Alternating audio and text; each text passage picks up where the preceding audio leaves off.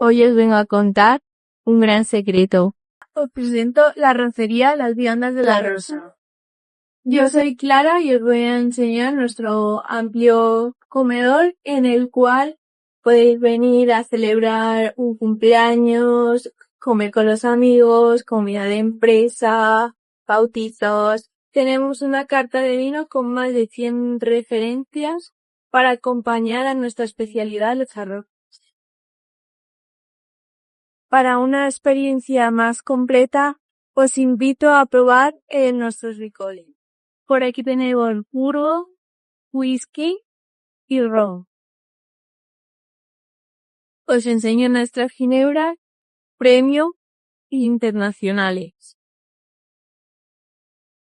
Nuestra especialidad aquí son los arroces, ya sea seco o meloso, o también la fideuá. Tenemos fideuá de gandía, fideuá de pato, arroz de bogavante, la paella valenciana.